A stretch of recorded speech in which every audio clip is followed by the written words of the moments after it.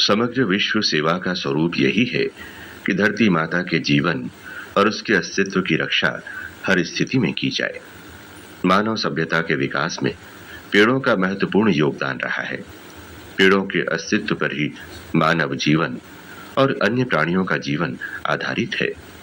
पेड़ एक ऐसी प्राकृतिक संपदा है जिसका यदि विनाश होता है तो मनुष्य और प्राणी जीवन की सुखद संभावनाओं की आशा नहीं की जा सकती। आंकड़ों के आईने में देखें तो जब से मानव सभ्यता का विकास क्रम आरंभ हुआ तब से लेकर अब तक वृक्षों की संख्या में लगभग 46% तक की कमी आई है। विश्व के सघन वनों में 24% पेड़ हैं। पृथ्वी पर उपस्थित 43% यानी लगभग 1.4 लाख करोड़ पेड़ उष्णकटिबंधीय वनों में है। इस संबंध में चिंताजनक पहलू यह है कि पेड़ों की घटती दर भी इन्हीं जंगलों में सबसे अधिक है। जिन वन क्षेत्रों में मानव आबादी बढ़ी है उन क्षेत्रों में पेड़ों का घनत्व भी तेजी से घटा है। वनों की कटाई, भूमि के उपयोग में बदलाव, वन प्रबंधन और मानवीय हस्तक्षेप के कारण विश्व में प्रतिवर्ष लाखों पेड़ कम हो रहे हैं। अनियंत्रित औद्योगिकीकरण, शहरीकरण, बड़े बड़े बांधों के निर्माण और मार्गों के निर्माण से जंगल तेजी से समाप्त हो रहे हैं। ये चिंताजनक पहलू है कि पेड़ों को काटने के कुकृत्य में कोई कमी नहीं आई है। अगर यही स्थिति बनी रही तो अनुमान है कि आगामी 15 वर्षों में वृक्षों की अनेक बहुमूल्य प्रजातियां विलुप्त हो जाएंगी। इनकी विलुप्ति का प्रभाव धीमा और गहरा होता है क्योंकि प्रकृति में सहयोग और सहकार की महत्वपूर्ण व्यवस्था है। एक पेड़ दूसरे पेड़ को विकसित करने में सहयोग प्रदान करता है। निश्चित ही वृक्षों की विलुप्ति मानव और प्राणी जगत के जीवन के लिए अत्यंत घातक है।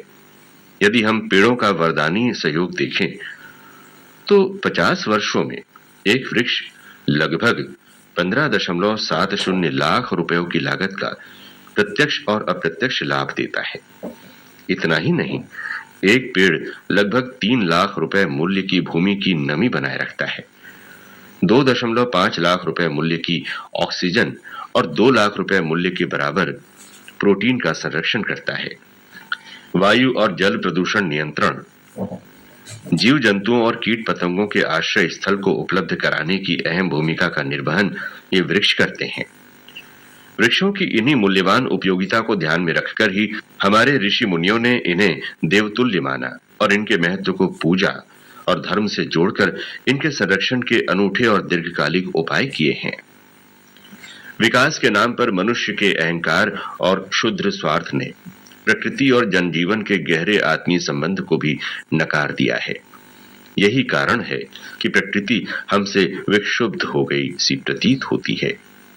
वन संपदा के विनाश का घातक परिणाम वन पशुओं पर भी पड़ा है। कई वृक्षों, वनस्पतियों और पशु पक्षियों की प्रजातियां विलुप्त हो गई हैं।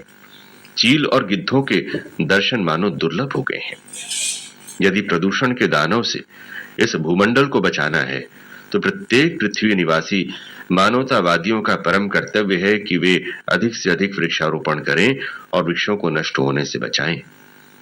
अधिक से अधिक पेड़ पौधे और फलदार वृक्ष लगाकर हम धरती माता का ऋण चुका दें। हमें अपनी धरती माता की रक्षा करके पर्यावरण प्रदूषण और वृक्षों के विनाश की घातक प्रक्रिया को रोकना होगा। यही प्रकृति और मानव की सबसे महती सेवा होगी।